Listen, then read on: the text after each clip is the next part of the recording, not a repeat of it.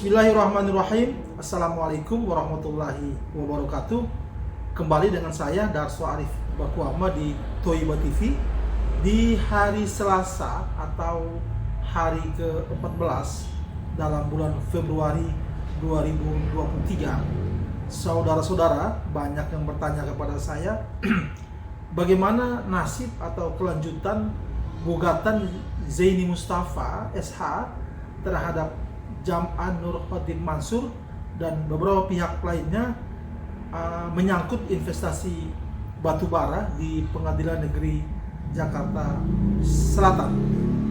Hari ini berlangsung sidang Pak Zaini Mustafa itu, dan seperti apa hasilnya dan seperti apa keadaannya nanti sesaat lagi saya akan putarkan video interview saya dengan Pak Zaini Mustafa bersama dengan beberapa rekan wartawan, yang pernyataan Pak Zaini Mustafa ini mudah-mudahan memberikan pemahaman kepada kita bagaimana kelanjutan gugatan tersebut.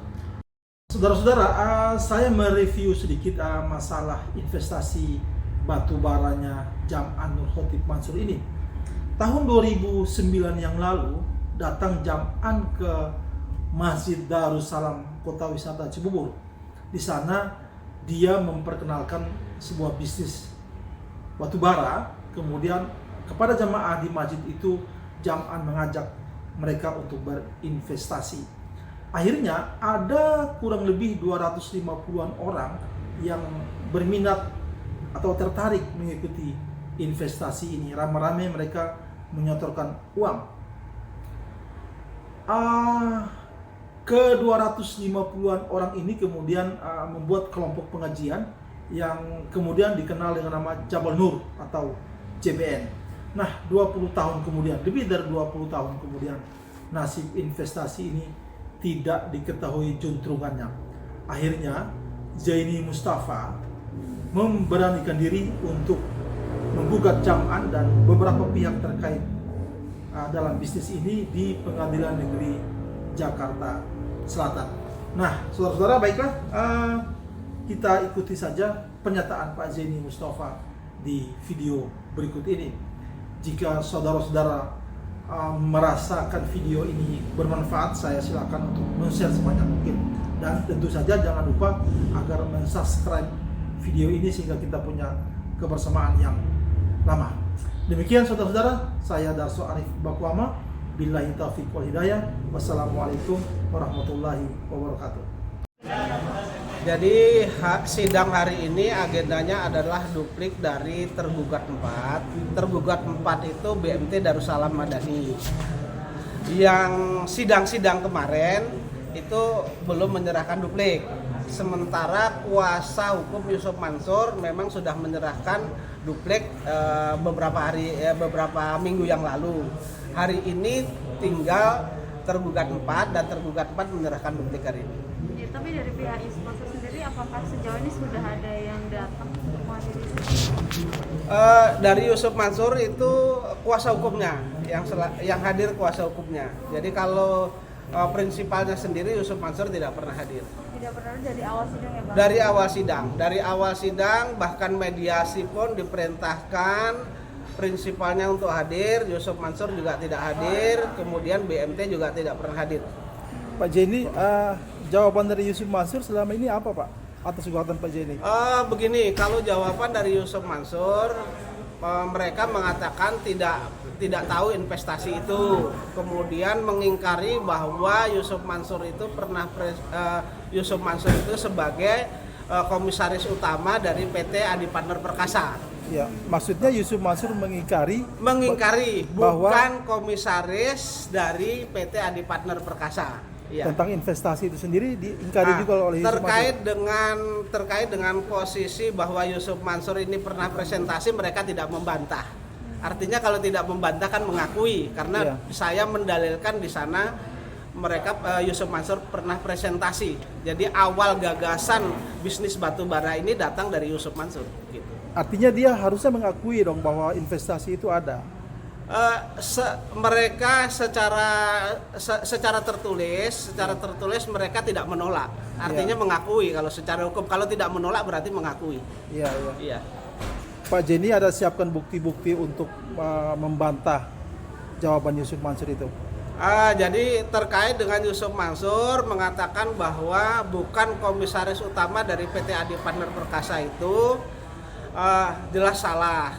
Karena di dalam putusan 313 itu yang diputus di Pengadilan Negeri Jakarta Selatan ini juga, Yusuf Mansur itu digugat karena kedudukannya oleh salah satu bank, karena kedudukannya sebagai komisaris utama.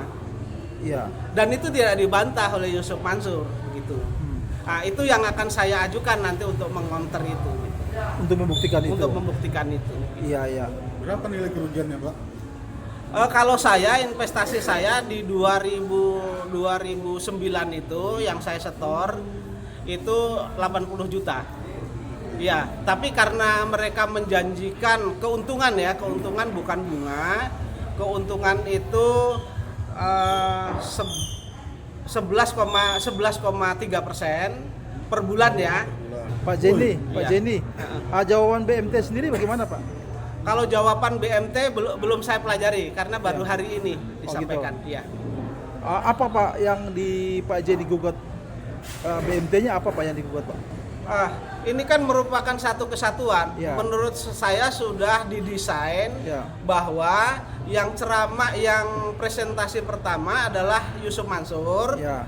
Kemudian direktur utama yaitu Adiansah itu kemudian setelah Yusuf Mansur itu presentasi, direktur utamanya mengajak para jamaah Masjid Darussalam ini ke Kalimantan untuk meninjau lokasi tambang batu bara itu, seolah-olah tambang batu bara itu real gitu. Yang desain siapa Pak maksudnya Pak?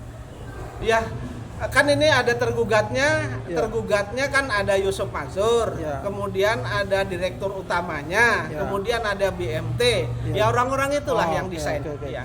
Iya. Pak Jenny ini cukup Ya. lama ya persidangan ya Pak ya?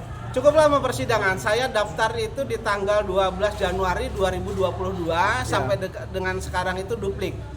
Karena karena kan dari tergugat 1, tergugat 2 harus diumumkan lewat koran. Ya. Kemudian tergugat 3 dan tergugat 4 juga sering tidak hadir kan ke persidangan. Ya.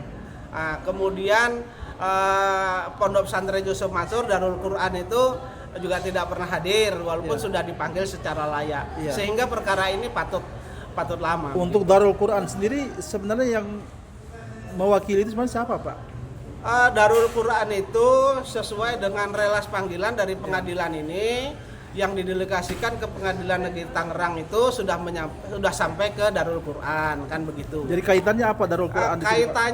Kaitannya Darul Quran ini digugat karena Yusuf Mansur mengatakan bahwa separuh daripada keuntungan itu untuk sodakoh pondok pesantrennya Yusuf Mansur. Sayang Darul Quran nggak pernah hadir ya Pak?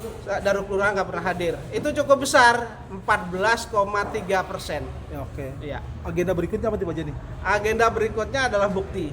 Nanti bukti tertulis dari si penggugat saya Ya. itu dikasih 2 kali pembuktian. Pak Jenny apa yang siapkan bukti-buktinya Pak? Ada nanti. Oh gitu Ya, ya? nanti untuk konsumsi nanti. Oke. Iya.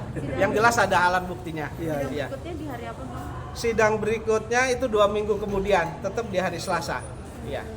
Oke, makasih Pak Jenny. Baik.